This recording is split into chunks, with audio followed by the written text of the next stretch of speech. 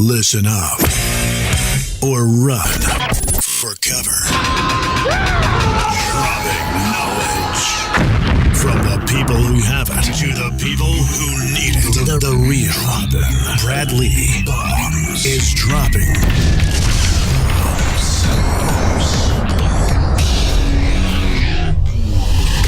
What it is, Brad Lea back again with another episode of Dropping Bombs. Today in the studio, I've got a big wig from Nevada, a big old wig. This guy used to be the Attorney General for Nevada, is that right? That's right. Folks, we've got a pleasure today. We're going to drop some serious knowledge. George Chanos is with us.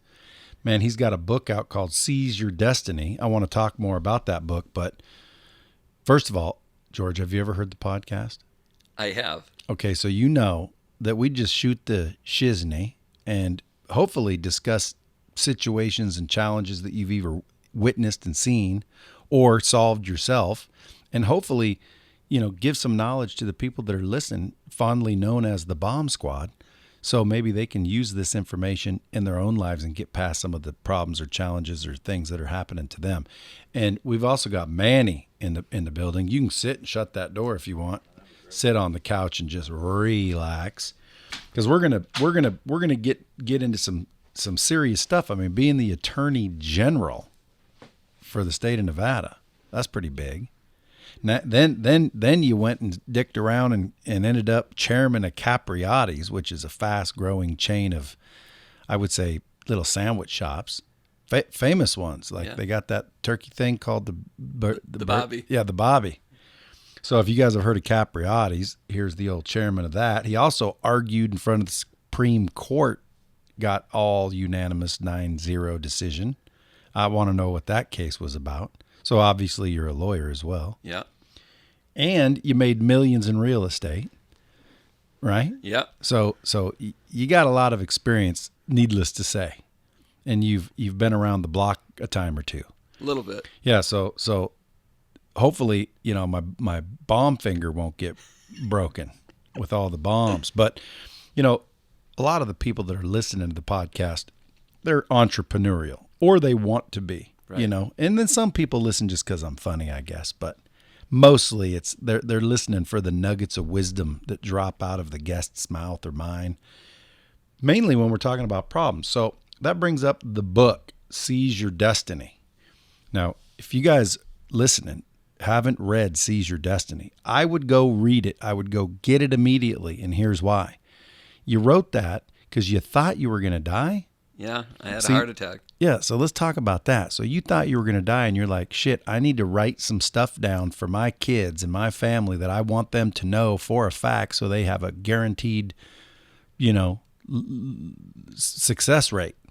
Improved success rate, hopefully. Yeah, just to live a better life. Yeah. And you've learned a lot of these things over the years, and you wanted to pen them down so they have some way to almost lead themselves to a better, successful, more enjoyable life. Exactly. So and that's how you wrote the book. Right. So talk about that. All right. So in 2012, I had a heart attack, and it was out of the blue.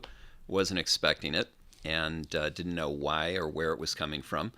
And when something like that happens, you need to pay attention to it. You need to be concerned that it could happen again.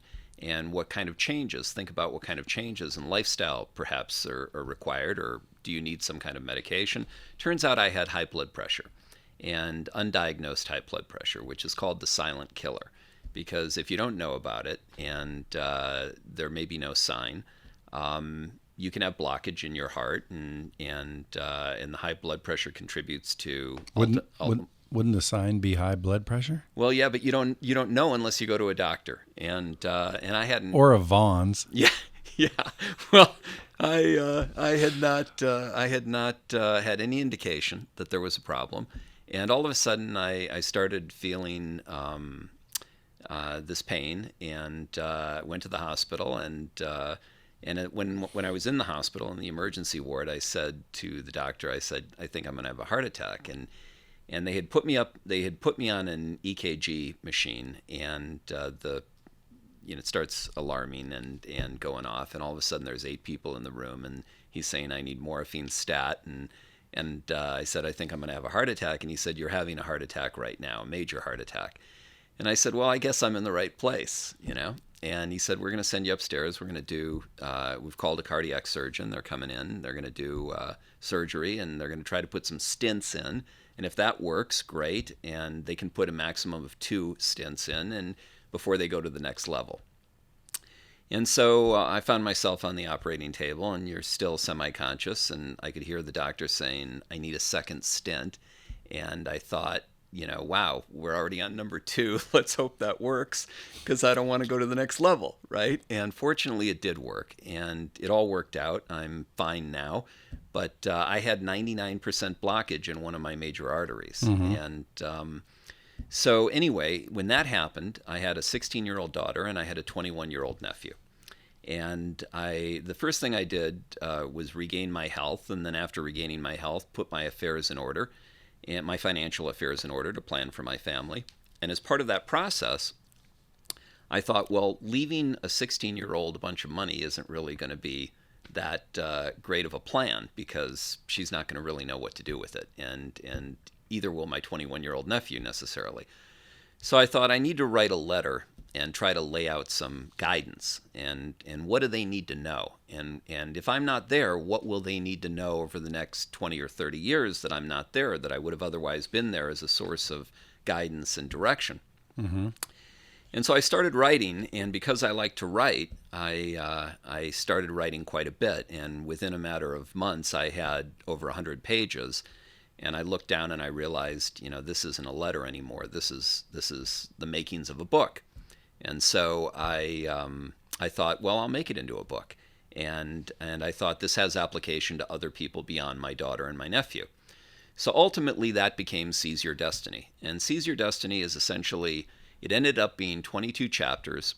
They're roughly 6 to 8 to 10 pages each. And they cover a wide variety of issues that I think you need to know about in order to lead a happy, successful, and meaningful life. So it's not just financial success. It's, you know, what's the definition of happiness, and how do you find happiness? And how old were you when you did this? I was, let's see, I'm 60 now, so I was 55. So it's fair to say you had ample experience. Yeah. Learned a lot of stuff. I learned a lot of stuff. And so I wanted to download it, and I did it in the form of that book. And it covers everything from the importance of courage and overcoming your fears, and the development of character, and why commitment is important, why compassion is important, what really defines happiness, what's your purpose in life, finding your purpose in life, developing a plan of action, analyzing and evaluating your strengths and your weaknesses, learning to leverage your strengths and mitigate your weaknesses. Basic core fundamental information, that how to negotiate successfully, how to communicate successfully, core information that people need to know, especially young people, to lead a happy, successful, and meaningful life. That's Seize Your Destiny. Dude, that sounds like a blueprint, doesn't it? Yeah, it's the undertitle is A Roadmap to Success. So Seize Your Destiny, A Roadmap to Success. Choices that lead to a happy, successful, and meaningful life. Yeah, and I've got a couple of my children reading the book, and it's pretty impressive. So it's a lot of experience and success and learning from others. I mean, as Attorney General, how many things have you witnessed in life? Well, quite a few. I practiced law for 30 years as well. So I've had people from all walks of life come into my office and tell me about some of their most pressing problems and most difficult challenges, and seek help and guidance in overcoming those difficulties. So where do you get this book? If the listeners wanted to go get it right now. It's on Amazon.com. Seize Your Destiny. Seize Your Destiny. George Chanos. And if I were you, I'd go get it, because I'm telling you, man, he wrote that thinking he was going to die. That was for his people. That was for his family. And it turned out that he made it a book, which means, I mean, that's the best he's got. Yeah. Right? And now you're coming out with a new book, Millennial Samurai. Yeah.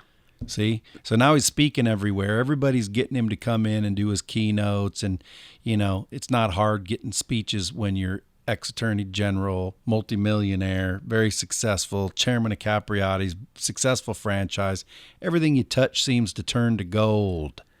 And then you think you're going to die. So you go write a letter, then you add the book on top of it, which is a hell of a book. And now what? Everybody's saying, write another one? Well, I just, it kind of, it's interesting how things happen in our lives that move us in a certain direction. And so what I found was that what I had done over the last 30 years was I leveraged my strengths, right? And my strengths were writing, speaking, and the ability to research and analyze information. So those were my core strengths, right? So I deployed those strengths in the practice of law for a 30-year period. And those same strengths I found are transferable to another endeavor, which is writing and speaking, right? So as a practicing lawyer, I wasn't writing books. I was writing briefs. And I wasn't doing keynotes. I was speaking to courts and judges. Now I'm speaking to larger audiences, and I'm writing to a larger audience. And that is an opportunity for me to do what I've wanted to do, which is help people, which is what I've been doing for most of my life as a lawyer, helping people solve their problems. And now I've just broadened my audience. Instead of doing it one-on-one to people that come into my office, high net worth individuals, or I've represented some pretty, interesting people, billionaires, governors, some fascinating people. Any of them that you knew were guilty?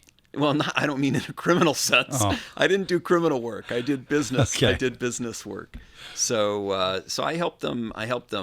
Form companies, buy buildings, buy businesses, create partnerships, dissolve partnerships, acquire businesses, run businesses. I wish I had this going live because we could open it up to Q&A. I bet you a lot of people have some questions for you. Yeah. So out of that book, let's go through a few of those things you talked about. Okay. So what would you say if you had to condense that book to 3 things? Let's say you're going to frickin' die tomorrow. Yeah. Knock on wood that you don't. But let's say you're going to die tomorrow and you can only have 3 things to tell your kids. What would that be? The first thing that I guess the 3 things would be mindset. Right? You've got to have. You can talk through a bomb. You've got to have the right mindset. Big time. The book The Art of War talks about how battles are won and lost before they're ever even fought. And it's how you think about things and what kind of a mindset you approach life with that will determine whether or not you're a success or a failure. And if you have the right mindset, which includes believing in yourself, understanding that sacrifice is required to succeed, understanding that commitment and overcoming obstacles is required to succeed, believing in your ability to have a meaning and successful life is critical. Another thing that's critical is character. People underestimate the importance of character. And what I've found is... Here they come, I'm telling you. Yeah. Fingers ready. Honestly, what I've found, Brad, is probably the single factor that has contributed more heavily to my success in life than any other factor is character. Wow. And, if you think about it, it's pretty simple. If you have bad character, nobody's going to want to deal with you. Nobody's going to want to have a relationship with you, whether it's a business relationship or a personal relationship. And we need one another to have a successful and meaningful and happy life. We need relationships, right? Damn straight. Yeah, well... People don't understand that. Yeah. And a lot of people don't, I should say. And if you're not an honorable person, then, you're not going to find a partner that's going to want to be with you in a relationship. You're not going to find an employer that wants to employ you. If you want to go out on your own and start your own business, you're not going to find suppliers that will give you credit and work with you. I have found when I look back at my life and I look at the most significant opportunities and the most significant successes that I have had in my life, I can trace each and every one of them to a belief in the people that I was dealing with that I had good character. Those people would not have dealt with me if they did not believe that. Yeah. A couple episodes ago, I told him about trust, which again goes back to character. Yeah. I said the same thing, which is, when people say, "Man, how'd you do this?" or "How'd you do that?" When you start looking at it, somebody trusted me. Yeah. That's what it was. Yeah. Like, I get to speak on some pretty big stages. Yeah. They trust that I'm going to provide value to their audience, or they wouldn't be having me up there. Yeah. That character is massively important. But here's the question: what if somebody, hadn't known that all their lives? They had poor leadership or parenting. Yeah. And here they are with, some questionable character, some questionable ethics. How would one clean that up, like starting immediately? You know what? It's not by not looking at the past and by looking at the future, by focusing on the future, right? So That's good. it's really not about what you did yesterday. Yeah, forgive yourself. It's about what you're doing today and what you're going to do tomorrow. See, too many people live in the past and they think it's too late. Yeah. Like I'm already a piece of crap. I've already ripped a bunch of people off. I'm screwed. And in reality, that's not true. Yeah, no, it's very much not true. We've learned more about the human brain in the last 5 years than in the last 5,000 years. And one of the things that we've learned is that the human brain is like a computer that's programmed, right? So you go through life, you have 11 million bits of information that impact your brain every second of your life. All of us do, right? So that information varies depending upon who you are, where you've grown up, what your environment is like, who your parents are, where you live. So the kid in war-torn Syria has a certain, existence that the information that's impacting their brain throughout their life is very different than the guy who's living in a penthouse in Manhattan, growing up in a penthouse in Manhattan, right? Night and day. It's also different even within the same home, where you have, two kids that are in the same home. The parents may treat the kids slightly differently, may look at the kids differently, may hug one kid slightly differently. We have this information that's constantly impacting us and forming our neural connections, right? And so those can be reformed, right? So if you've lived a life a certain way and you've had a certain environment and you've evolved a certain way, if you change that environment and you change the input that's coming into your brain every minute, right? It'll change the wiring in your brain, and you will actually think differently. So they talk about, and there are ways that you can do this. You can get up every morning and you can spend 2 minutes every day doing something positive. You can spend 2 minutes thinking about gratitude. Yeah, right? Writing down what you're grateful for. What you're grateful for, right? So, and just spending 2 minutes every day when you get out of bed thinking about what am I grateful for. You can spend another 2 minutes thinking about what relationships do I have and how do I want to improve those relationships and foster those relationships. What can I say to my wife or to my child that will be empowering to them, that will strengthen our relationship with one another? You can spend, 2 minutes every day on exercise. Do 2 minutes in push-ups, 2 minutes in sit-ups. What this does is it creates habits, right? So it's not the 2 minutes. It's that the 2 minutes is easy, right? So instead of telling you to spend a half an hour every day exercising, I'll tell you to spend 2 minutes every day exercising and do it for 30 days. By the end of that 30 days, you'll have developed the habit of exercising. Spending 2 minutes every day thinking about gratitude will make you a more grateful person. These activities, these mental activities and physical activities actually change our composition, right? So just like you were formed a certain way based on the lifestyle that you had, based on the experiences that you had growing up, those formed your brain a certain way and programmed you a certain way. You can now reform and reprogram that same brain today, moving forward, with the same type of discipline that you would spend, that you would exert in going to the gym. Yeah. If you want to get healthy and you want to build up, you go to the gym and you work out, right? Well, that's taking your physical body and working to improve it, right? You can do the exact same thing with your mind. You can do that by reading, by listening to podcasts, by going to TED Talks, anything, by having conversations. listening to this podcast. Listening to this podcast, Sure. absolutely. Sharing this podcast out, doing the world a favor. Exactly. So we all have it within our power to improve ourselves. I mean, science has demonstrated this. Science, we used to think, neuroscientists used to think that you were born with a certain number of brain cells and you died with the same number of brain cells, give or take, some. But basically your intelligence was cast the moment you were born. This used to be the prevailing wisdom of neuroscience. We now know that that's not true. Scientists now know that you can actually increase your IQ, right? Yeah. So you can become as formidable as you want to become. Better pay attention to that. Now, Right. the three things that I think are important, and some people neglect one or more, is your mind, body, and soul. Yep. The mind, body, and soul. And see, a lot of times people are living for the body, and they're all buff, but their mind is deteriorating. They don't even realize it. Or their soul.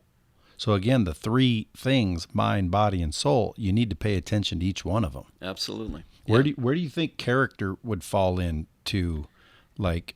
I think it falls into soul. Really, it's character, compassion, or define the kind of person that you want to be. Yeah. Do you want to just be, To make a decision. Yeah. Too many people are afraid to make decisions. Yeah. I look at the neighbor and, I want to be like that, or I'm envious of that. And rather than just say, look, I'm going to decide to have that, they want to just sit there and zone in on the negative. Like, who the hell's that guy think he is? Or, who's he stealing? He's screwing somebody. I wonder who's he screwing for that vehicle. Right. Or they want shortcuts, right? They're impatient. And so they think that, if I need to lie and I need to be deceitful and I need to, say what I need to say to get ahead, that it's all, good because it's going to help me get ahead. Well, that's short-lived. That doesn't last. Yeah, let me get your opinion on patience. Yeah. Because I have a polarizing position on patience. Yeah. So let's hear yours. Should you have patience? Okay, so, and I know why you have a polarizing position. Why? Because you need to go after it, right? You need to, if you want something, you got to go after it. Yeah, you know who Gary Vee is? Yeah. Yeah, he's always telling people to have patience. Yeah. And I'm telling people the opposite. And then you just said people are being impatient. Yeah. Well, like that's a bad thing. Well, it is a bad thing in a certain sense. Could be a bad thing. Yeah. So it's a balance, right? But you know what patience literally means? Go Like ahead. literally, the ability to experience delay, trouble, and pain without being upset. Okay. And I don't think anyone should do that. Okay. Like, So- I think you should get upset. I think you should take more action. I think you should demand more, be more, move more, react more. Just go. Now, it doesn't mean shortcut, and it doesn't mean lie, cheat, and steal so you can get satisfied immediately. Yeah. Understanding things take time is called intelligence and common sense. However, I've been patient in situations, and it cost me. Okay. So let me ask you something. If you drive a car, right? Sure. Do you have what kind of car do you have? Well, I have several. Do you have a Ferrari? I do. Do you drive it full out all the time? No, Why not? because it's against the law. Well, but would you, even if you could? It's not safe. Okay, so I'm endangering people. well, you're endangering people. But it's a bad analogy. You're no. It's not a bad analogy. Yeah, it is. No, it isn't. Let me tell you. Because if why. I wanted to get to LA and it was a straight line Yeah. and there was no one else on it, I would drive it full out the entire way. Yeah, but would you drive it that way out of your neighborhood? Balls to the wall. Would you drive it that way out of your neighborhood? Again, depends. If it's safe, yes. Okay, but here's the point. The point is that there's no one approach that's right for all circumstances. So There's a bomb. I'll agree with that. Yeah. But in generality, would you tell your kids to be patient? I would tell my kids to go after what they want with purpose and commitment and dedication and realism, and understand that Things take time. Things take time. Right. So that's not patience. It's not going to come quickly. Right, but that's not patience you're describing. See, that's what most people assume patience is. Patience is not what you're describing. I would describe the same thing. Hey, listen, you want to get ripped at the gym? That takes time.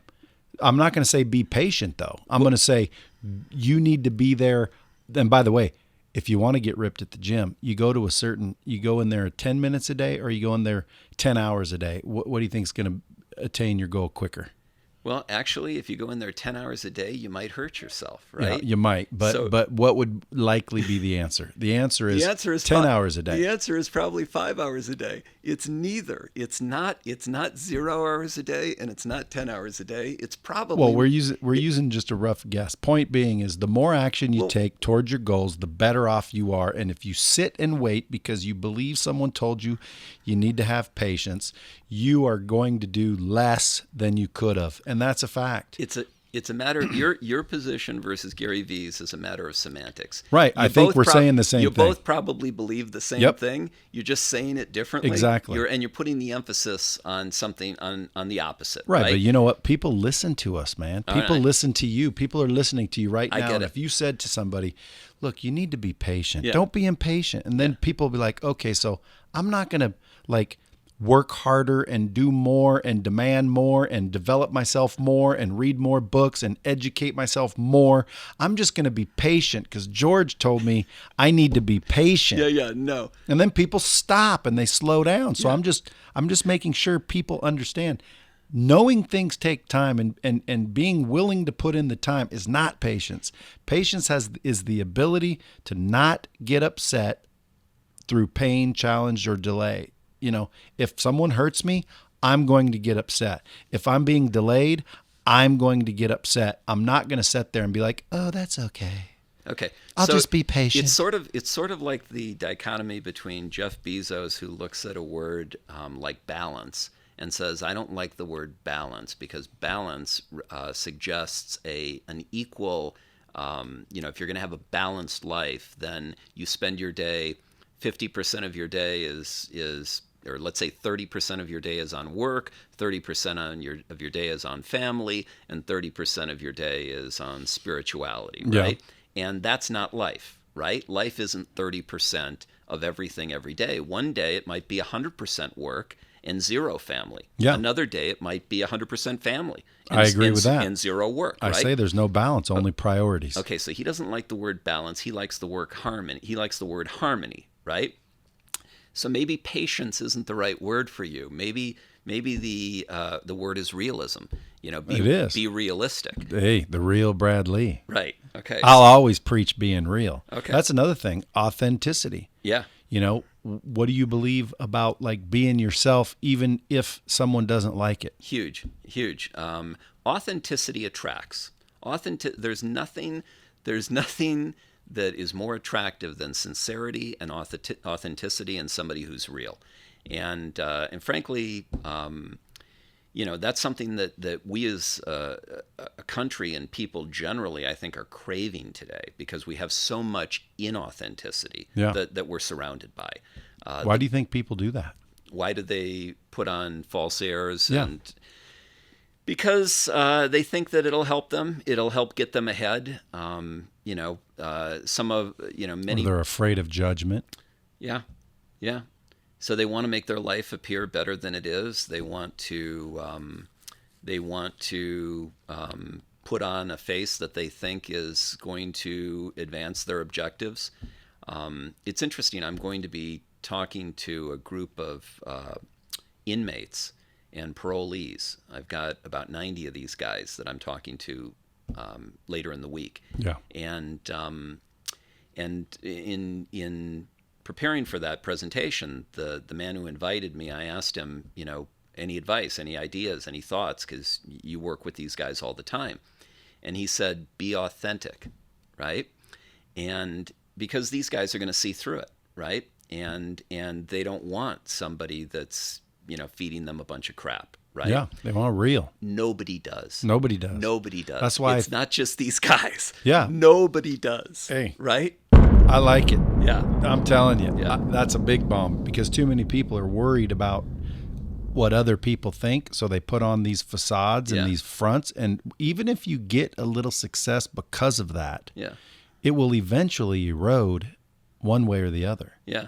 It's just like if you're dating your wife, or I mean, you're dating your girlfriend, and she believes you're this wholesome, lovely sweetheart, and then you get married and you turn into a beer drinking drunk. You didn't turn into it. You just started showing more of yourself because now you're married. And then what happens? You end up divorced. Exactly. Then you're losing money. Then you lost your mountain house or your fishing house or whatever. You start losing and things start deteriorating.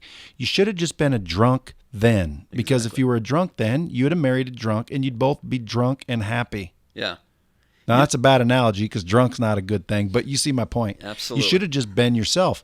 If that's the way it is, and the wife didn't want to be with someone that enjoyed drinking a lot, then she's the wrong wife. Exactly. You shouldn't be with that wife. Yeah. Be with another wife. So people put on a front and it eventually erodes and it eventually crumbles. So I tell everybody to be authentic. What was your third one? You got mindset and then character.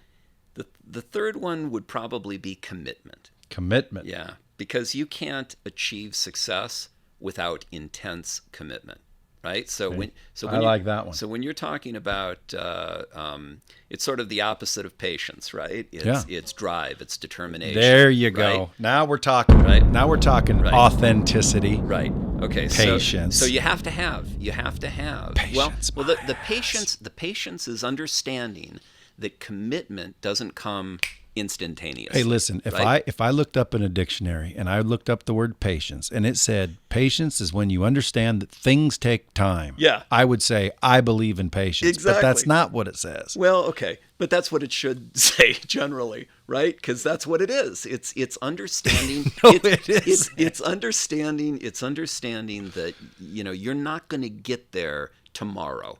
You're not going to get there easily. You're going to have to put in the time. You're going to have to put in the blood, sweat, and tears. Yep. You're going to have to put in the effort. Yep. There's a reason. Michael Jordan, he was notorious for practicing a couple of hours longer than the rest of the teams. Which means he was doing more. He wasn't being patient. Patient would have said, "It'll come." Yeah. It'll come. Yeah. Well, I don't need to practice more. It'll come. It means might take a little longer, but big deal. It means that he was committed. It means that he was committed to his craft. It means that, he was not patient, was he? Tiger Woods gets on a putting green and will putt for 6 or 8 hours. Spend 6 or 8 hours of a day doing nothing but putting. Most of us would be so either bored or tired or, want to do something else, want to change it up. But he had the discipline and the commitment to realize that this was part of his regime. This is what he needed to do. Maybe, the next day he would spend the whole day chipping. Yeah. Maybe another day he would mix it up and he'd do 2 hours of each. But he had which day did he spend doing all the humping? Yeah. Yeah. Because apparently he did a little bit of that. Yeah, well, maybe he did that at night. Yeah, well, I'll tell you, that's another thing. Like, I think his game went to hell because he was exposed for who he was and he didn't know how to own it.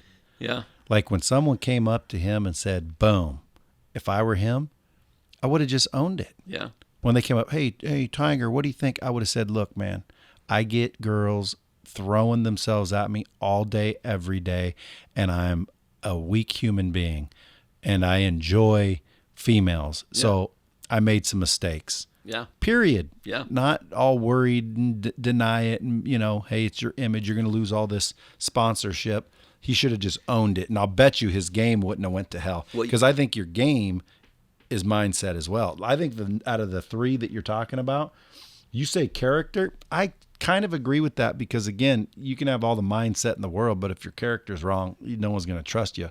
But mindset's pretty important. It's huge. Because without the right mindset, you can be the most ethical person on earth and be broke as a joke. It's huge. It's huge. But you raise something else that is very important as well, and I don't want to just move past it without kind of circling back and noting it.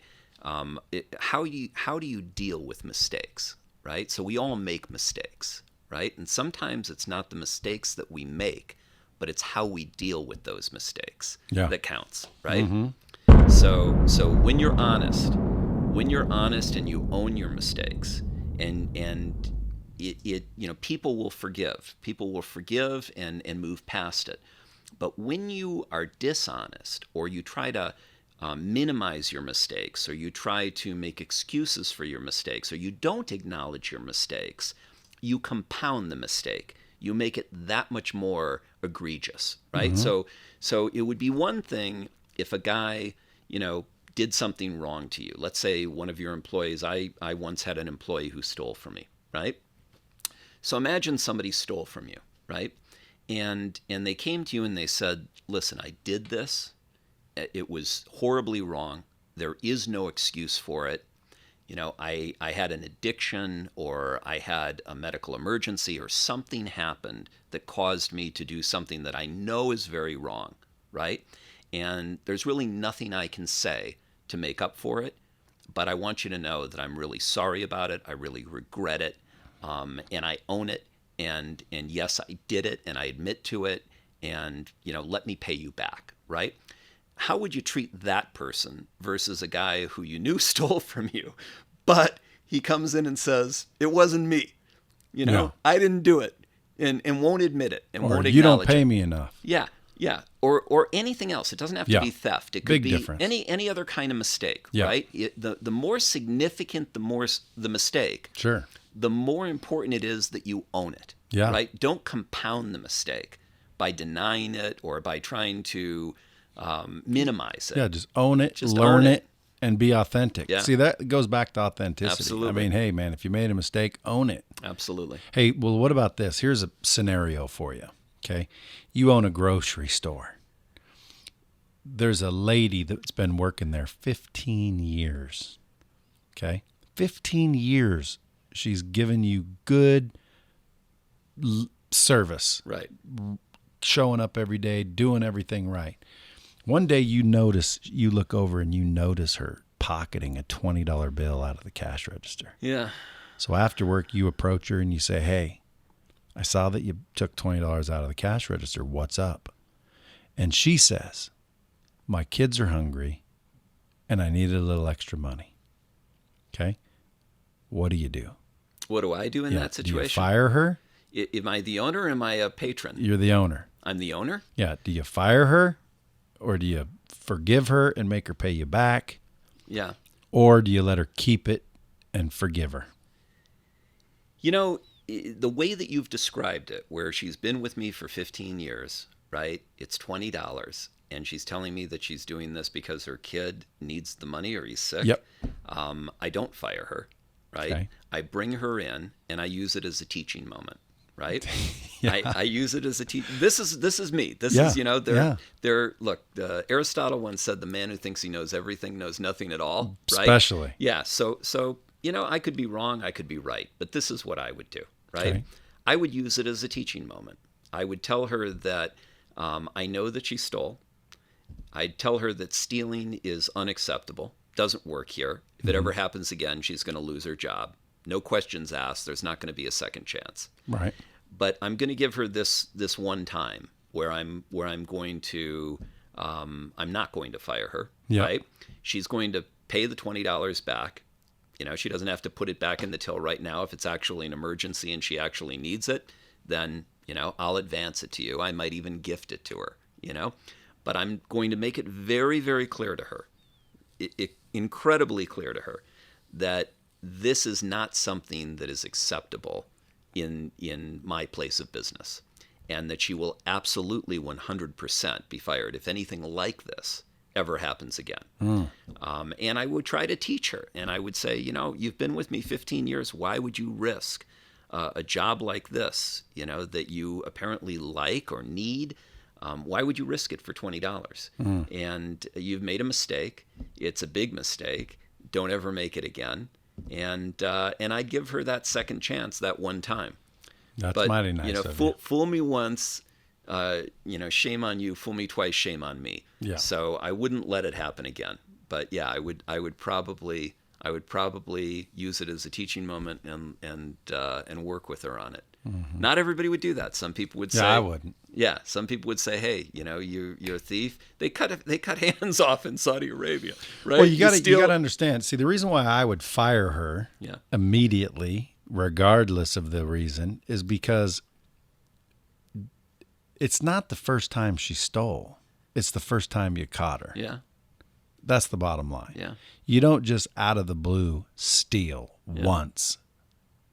She's been stealing for years. You've just never caught her. Yeah. So again, you don't work for 15 years, then become a thief. You're either a thief or you're not a thief. Yeah. You don't become a thief. Right? Yeah. Right. Yeah, I mean, I've never worked at a job and went, hey, everything's great here. And then one day said, hey, I'm going to steal something. I was going to steal something the day I got there if I was going to steal something at all. So if she stole after 15 years, especially working for a good guy like you, you know she stole already. Yeah. You just didn't catch her.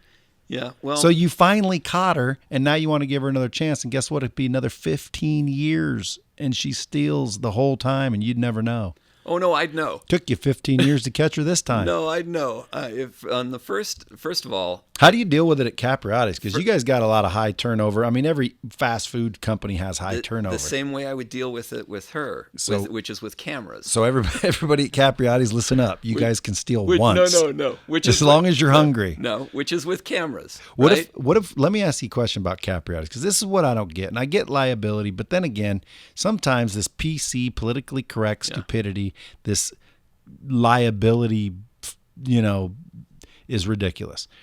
I've heard and witnessed fast food restaurants literally go throw all the food in a dumpster at the end of the night and then dump Clorox all over it so no homeless people can eat it. Yeah. Now, I assume, because that's what I witnessed. I'm like, what are you guys doing? They said, oh, it's so the homeless can't eat it. Well, they walked back in, and I thought, man, that's stupid. But then I thought, why would they do that? And it's probably liability. Yeah, because if someone gets in there and eats, they get sick, they can be blamed. Exactly. Okay, that is why they do it. Right. So that's the part that, this society needs to change, man. No if question. we only knew an attorney general or somebody. Hey, by the way, what does the attorney general do? What is their job? The Attorney General is the chief legal advisor and the chief law enforcement officer for the state. So do police work for them? The police are the district attorneys are under them. The sheriffs, they are the chief law enforcement officers. So Did you have a badge? Oh yeah. So you could arrest. I had a badge. I've never arrested anyone. But I have a badge. Yeah. Yeah. They made me an honorary police officer, Yeah. sworn honorary police officer. But would they ask you if they should try and prosecute or not? Or is that just the DA? The DA would handle the cases within their jurisdiction. The Attorney General has the ability, if they wanted to oversee any particular case, or even take a case and take jurisdiction over a case if they wanted to by statute. Can they do the opposite? Like, can they call the DA and say, dude, drop the case. Man, he's a good dude. You wouldn't do that. You wouldn't. But you could. You wouldn't do that. No, you'd take the case over yourself, and then if you chose to drop it, drop it. But you wouldn't tell a DA to drop a case. Yeah, I wonder how did you guys decide which cases to try and which ones not to try? Evidence, based on the ability to make a conviction on the prevailing legal standard at the time, depending on what the event was. If we thought that there was sufficient evidence to successfully prosecute a case, then we would prosecute a case. And if we didn't think that there was sufficient evidence to successfully prosecute a case, then we wouldn't. Now, as far as the rule of federal cases, Right. somebody said that if everyone in the federal system pled not guilty and tried every single case, they just all demanded a trial, Right. that it would be 171 years before you ever got to trial. Yeah, so there are limited resources, right? This is one of the challenges that all state agencies face, is that they have limited budgets, right? So they have limited resources, limited number of attorneys and support staff to discharge their obligations under the law.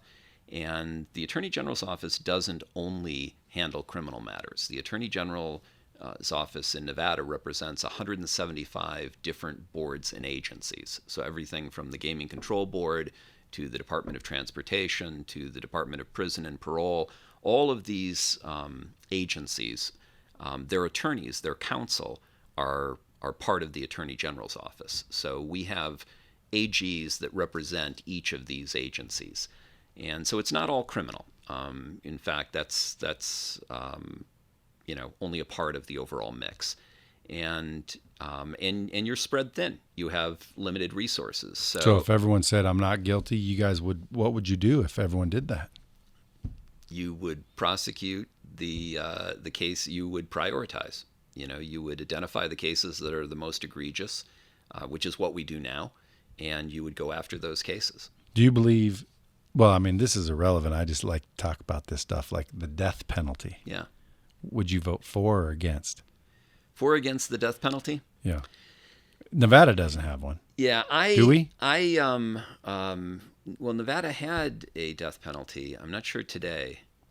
I sure would like to vote for it. Yeah. Like if I could. Now, the danger there is killing the wrong people, because unfortunately, I don't think the legal system's It's not mistake infallible. free. Yeah. No. Well, so that's the only downside. But like you get a guy that raped a little girl or, did anything to kids. Yeah. And it's a fact. They did do that. Boom. No trial. No nothing. Yeah. You leave him in with the parents and the family for about 15 minutes. If he's still alive, you walk in with a 357, pop him in the head, clean up the mess, and put it on TV. And then guess what? Not many people would be doing that shit again. Yeah. Well, it's interesting, when you talk about these types of measures, you look at other societies, right? You look at, for example, at the turn of the century in England, the crimes that were punishable by death included stealing a loaf of bread, stealing a shilling, consorting with gypsies, defacing the Westminster Bridge. Any of these acts got you the death penalty at the turn of the century, late 1800s, early 1900s. Well, those four things, guaranteed, I would have never done. Yeah. Yeah. So, and you look at societies like in certain countries in the Middle East, if you steal, you may have your hand cut off, right? And so why do these laws evolve the way that they do? Right? Is it just a difference in cultural attitudes towards punishment and towards the death penalty? Or is it that their societies, over the thousands of years that they've existed, have learned that these are the measures that are necessary to control their populations, right? So it's an interesting question, crime and punishment, and where do you draw the line? Well, I told people on a few podcasts ago that I might actually, all kidding aside, run for president in 2028. Yeah? Yeah, just for fun. Good for you. But the reason for it would be to go fix things. I think I'd be killed personally. I don't think the president's in charge of anything. I think it's just a big ruse. I think the government, state and federal, are machines. It's all about money, and it has nothing to do with justice. It is all about money. Yeah. And we have actually, I'm actually very critical of our political system. My story, if you knew the background, I was appointed AG by Governor Gwynne, and I served 2 years, and I was expected to run for an additional 4-year term, and I had raised 5 times as much money as my opponent, $1.2 million to $165,000 in the first 3 months. I gave all the money back and decided that I didn't want to be part of politics because I considered it a very toxic and dysfunctional system. And I feel that the system is broken. And it doesn't matter whether you're a Democrat or you're a Republican. There are structural inadequacies and failures in our political system. And so in a sense, you're right. Well, that's why I'd run for president, just to try to fix it, even though I'd probably be unsuccessful and killed. Literally, if you even attempted to fix it, I think you'd be done for. So why do you think it's like that? I think it's money. I think it's money and power. And essentially, the system has been corrupted. So what happens is, look, we're all busy, right? Life's not easy for a lot of people, right? They're trying to put dinner on the table. They're trying to raise their kids. They're trying to take care of their elderly parents. Their car breaks down, the rent's due. They've got a lot of challenges every day. And so people are facing those challenges, and they elect politicians that they expect will go do what they need to do on their behalf. But then they don't watch them. They elect, if we're lucky if we can get these guys, the general public into the voting booth to even vote for them, right? Once they vote for them, they disengage and they go back to the real world and they deal with the challenges of everyday life, right? Well, now we've got these agents that we've elected that are out in Washington. And since we're not surrounding them, we're off busy doing our thing, whatever it is that we need to be doing. They are being surrounded by others. And who are those Lobbyists. others? Lobbyists, exactly. So money. Exactly. So special interests, corporate interests, political interests, social interests, hire lobbyists to advance their agenda. And there's something like 20-to-1 ratio of the number of people in Congress to the number of lobbyists that are surrounding them. So for every member of Congress that's in Washington, there are 20 lobbyists that are constantly calling their office, asking for appointments, trying to meet with them. And so why don't we just outlaw lobbying? Yeah. Frankly, I think you need to have major reform in the area of lobbying. I think that you need to get money out of politics. I think that elections should be funded by the public in general through, maybe or your own. I'm sorry, or your own money, yeah. Yeah, like, listen, if I'm a multi-millionaire and I want to blow $100,000 getting everyone to vote for me, then that's cool. But let's say Manny wasn't a millionaire and he just wanted to work his ass off and go from station to station and station. You got a old broke down bus. Hey, that's it. But when somebody can spend $1 billion campaigning, yeah. Couldn't we put that money to better use? Couldn't we put that money to feed kids and better our schools? And we're worried about who's going to take this role and why do they want the role? Right. Power. Right. Whose money is that? Special interests. Yeah. Lobbyists are putting up that money. So you have to create a system where both a guy like you and a guy like Manny could run, right? Where it doesn't really matter. It shouldn't be money determinative. It shouldn't be that if I've got a lot of money, I can run for politics, and if I don't, I can't, right? So the system has to be, because the brightest guys could be guys that don't necessarily yet have a lot of money. They could be young guys that are brilliant that maybe aren't driven by money. Well, I don't know that brilliant is the requirement. Well, I think this one is character. Compassion, character. And commitment. Because, again, it's not rocket science how to fix this shit. No, it's not. It's like, dude, lobbying's illegal. Boom. But guess what? The president, they got to get it through the House. They got to get all these votes. It's like, it's not really going to happen. Yeah. So ultimately, there's a number of ways. You look at, you may not like the example of the Bernie Sanders candidacy, right? But what's interesting about Bernie Sanders is that he raised contributions from 8 million people of only $27 each. So he proved the model of a person being able to go out and raise millions of dollars, hundreds of millions of dollars, if necessary, for a campaign from the general public in small amounts, people who are not special interests, people who are not going to have their hand out, who are not going to be asking for special favors or accommodations, supported his campaign. Now, it doesn't have to be Bernie that's running. It could be somebody else that's running that could do the same thing, right? And that model of going out and being financed by the general public, I think is the best model. Yeah. And anybody from you to Manny to me to anyone else could deploy that model and could pursue that model. That's one way.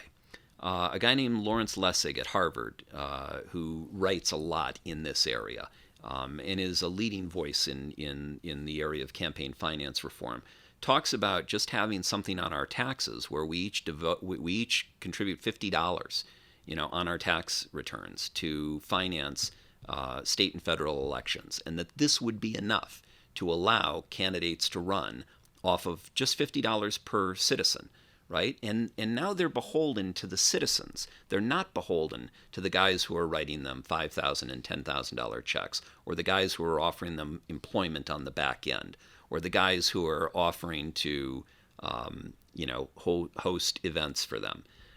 And that's the fundamental problem. The fundamental problem is there's too much of that undue influence on our elected officials. And they are not representing us because they're too busy trying to campaign, trying to raise money, trying to get reelected. And they're going to the people who can cut big checks. And the people who can cut big checks want something in return. And that's who they're spending their time with, and that's who they're paying attention to. And if those people are coming in and telling them that they don't want something, they don't want a certain law passed, or they do want a certain law passed, they're going to have access at minimum. They're going to be heard. And there is a higher probability that their views will carry the day because they have access and are being heard, even if that's all there is. Yeah. And it's not, politics isn't a situation where people are coming up to you and asking, giving you money and like in envelopes and trying to convince you to do things. It's not overt. It's subtle. It's basically you see politicians on the back end that are being employed. For example, I would go to the National Association of Attorney General Conference. There'd be about 35 AGs, and there'd be about 75 former AGs. And the former AGs would be there with their clients. And their clients were big tobacco, the distilleries, the payday loan industry, the nuclear waste shippers, the coal-burning utilities, essentially the dregs of society. And they would be lobbying the current attorney generals, right? And the message is clear. The message is, if you go along and get along and you play ball, then you too will someday be a former attorney general, and you too will reap the benefits of these retainers from these industries. And then you'll be showing up at these AG conferences, and you'll be lobbying on behalf of these industries that the AGs really should be regulating. And I didn't want any part of that. I had given up those retainers to take the job. So I was already getting $50,000 a month retainers from clients and gave that up to take a $135,000 a year job as Attorney General, right? So I made a huge financial sacrifice to become Attorney General, and I didn't do it to get those jobs on the back end. Mm-hmm. But some people are less financially successful in the beginning. And they go in, and they may even go in with the right intentions.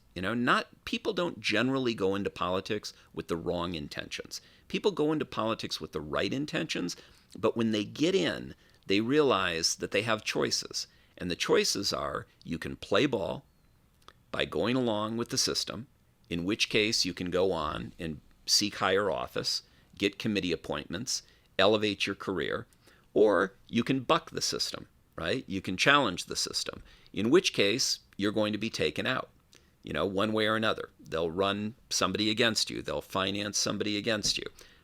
They'll undermine your candidacy in any way that they can. And the third choice is to get out and not participate. And ultimately, that's the choice that I made. What about choice 4? Have patience. Yeah. Yeah. Patience ain't going to work there either. That's not going to work there. Well, I'm having patience when it comes to your book, The Millennial Samurai. When does that come out?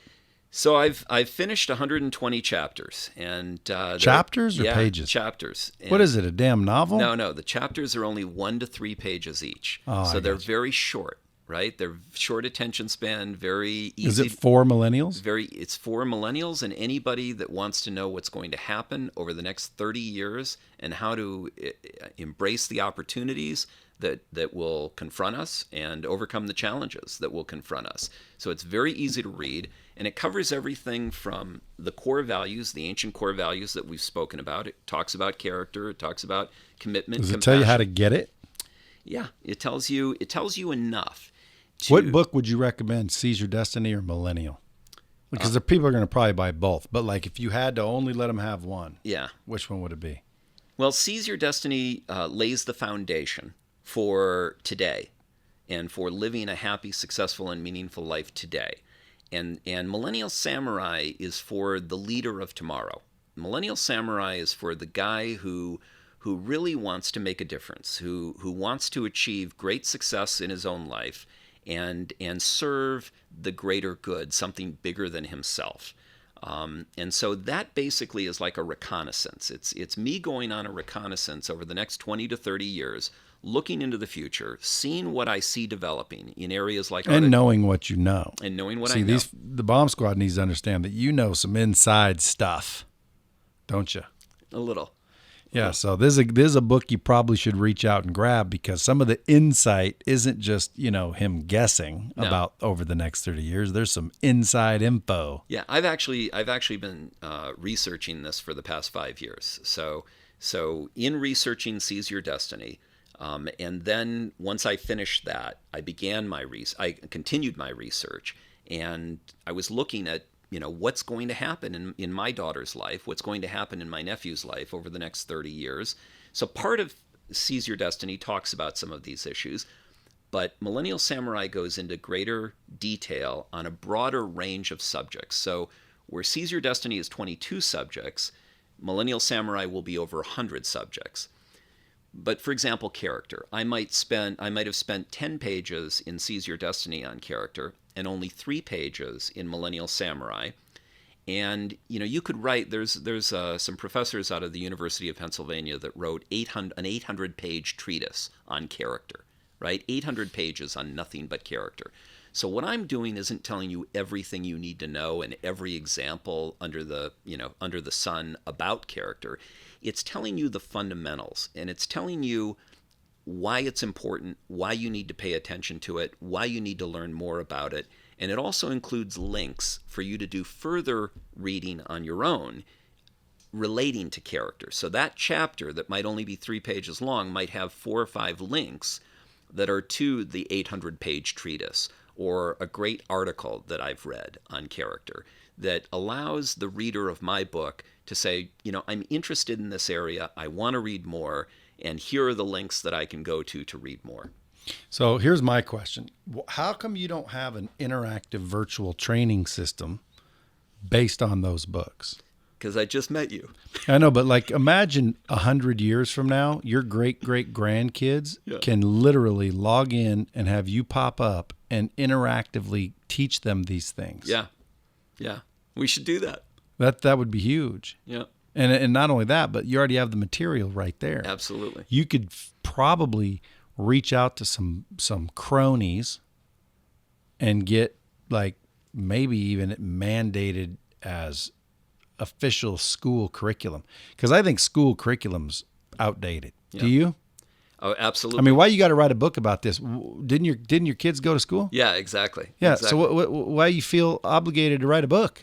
Damn, aren't we teaching our kids this stuff? Yeah. So we invented an educational system at the turn of the century for the Industrial Revolution. Right. The reason that we created the public education system is because we went from an agrarian society to an industrial society. Right.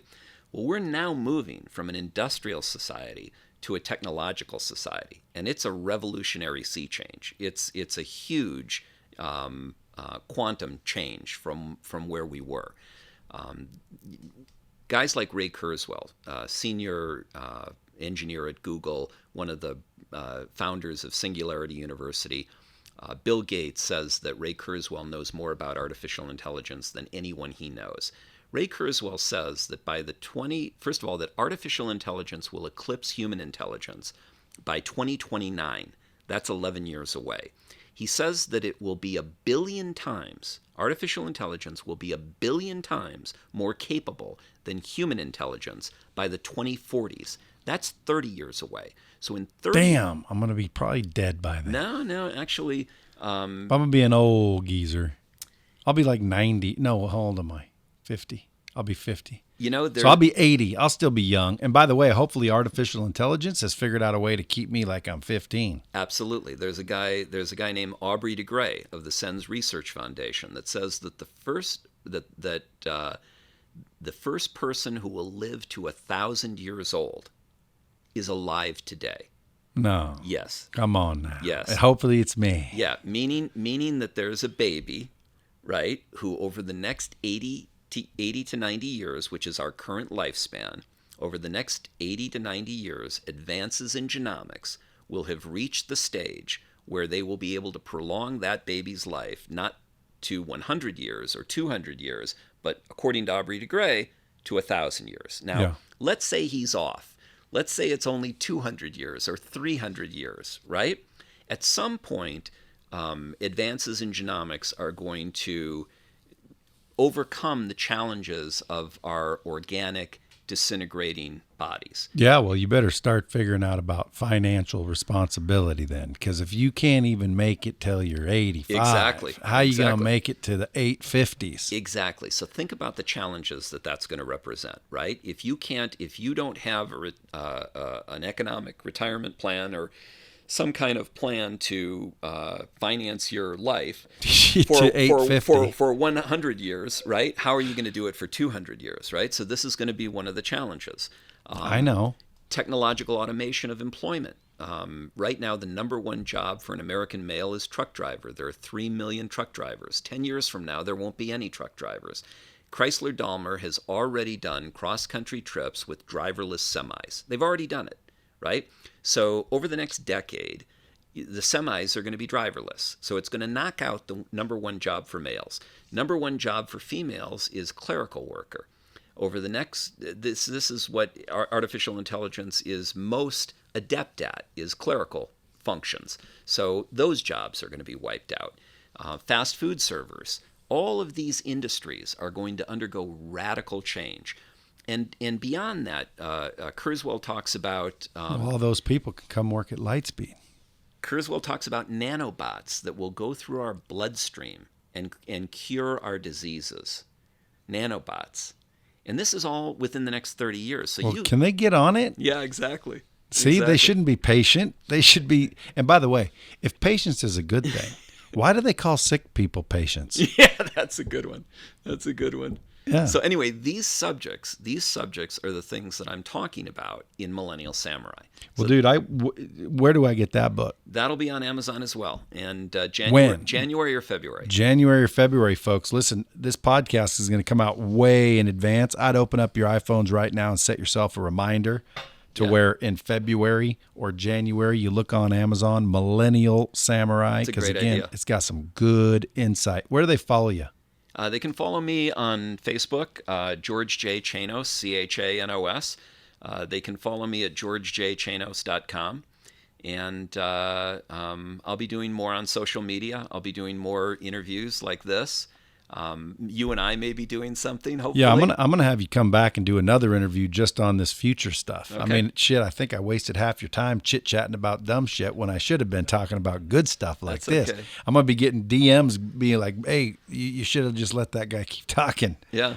But sometimes I get wrapped up in like political stuff. Yeah, I do too. I want to talk about future. I want to talk about things that people can get prepared for, because preparation, I think, in some cases is overvalued, but in most cases it's not. Like, you need to be prepared. Preparation is a big, big thing, and people undervalue it in most cases. Like, would you have wanted to know about Microsoft or about? I sold Bill Gates an Acura, and when I sold Bill Gates his car, I didn't even know what Microsoft was personally, and it was, I think, in 89, 90. It wasn't that long ago, a couple years. So wouldn't you have liked to have known back in 89, 90 the significance of what he was doing? Huge. It would have been huge, right? I didn't even know what it was, but if I would have bought even $1,000 worth back then, I'd probably have a bunch more than I do now. Right. But absolutely. Right. So if you would have bought $500 worth of stock in Microsoft back then, it would be worth millions today. Yeah. Right? Same thing with Coca-Cola. Same thing with any of these companies that have had huge success. If you had been keyed in to know about what their potential was when they were at their infancy, you could have made a fortune off of them, right? So Millennial Samurai talks about some of these companies. Are you familiar with a company called Planetary Resources? No. Okay, so Planetary Resources is currently private. It's a company founded by Larry Page and Eric Schmidt of Google. You think they know what they're doing? Yeah. Right? Okay, so they've identified, the plan of Planetary Resources is to mine speeding asteroids. right? They've identified an asteroid called Davida that they believe has 100 trillion, not billion, $100 trillion worth of precious minerals on one asteroid called Davida, right? Now, the U.S. GDP is 18 trillion. The world GDP is 73 trillion. And they've identified an asteroid with $100 trillion worth of precious minerals, right? Now, do you think there's a business there? Sure. Right? If they're right, they could get up there and find out they're wrong. Do you think Haven't you seen Armageddon? Do you think that asteroid mining might be something you want to pay attention to? Yeah. And that maybe, if you see a company that's going public and it's got guys like Larry Page and Eric Schmidt that are involved and it's asteroid mining, you might want to get involved, maybe buy some stock in that company. Unless it requires going to Uranus. Yeah. Then right. then I'd have to question it. But no, it's not public. How do you buy stock? Well, not today. Today you can't. But eventually companies will come online. Does it talk about that in the book? It talks about the existence of the company and the fact that this is what these guys are doing and this is what they believe. And then from that, when you see information like that, you need to pay attention and you need to say to yourself, okay, I need to keep an eye out for companies like this. Yeah. Right? Are you familiar with, have you ever heard about fecal matter transplants? No. Okay. So if your doctor told you to eat shit, what would you think? I'd tell him to eat shit yourself. Yeah, exactly. Right. So, there are actually labs that are set up around the country where they are soliciting people to come in and bring stool samples, right? So they want you to shit in a bag and they'll pay you $40 for it, right?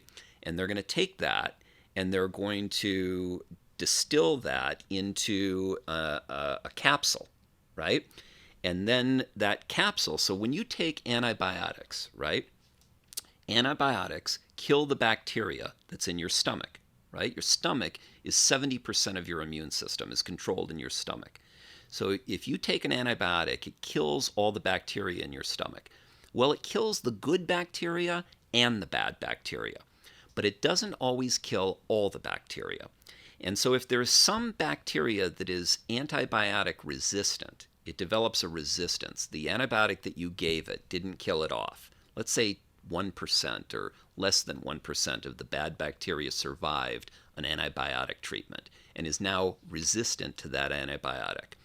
It's growing. That bad bacteria is remaining in your stomach and it's growing. And it's feeding off of the acid in your stomach. And since there's no good bacteria, which also feeds off of acid, to compete with it, the bad bacteria continues to grow. And it can eventually grow to a point where it can kill you. What they've found is that if they take stool samples from a very small percentage of the healthy population, that they can actually have someone who has this condition in their stomach ingest this, let's say an Olympic athlete's distilled stool sample. By ingesting that, that will actually kill this bad bacteria. And so it's a way to treat these antibiotic resistance viruses that are a real problem.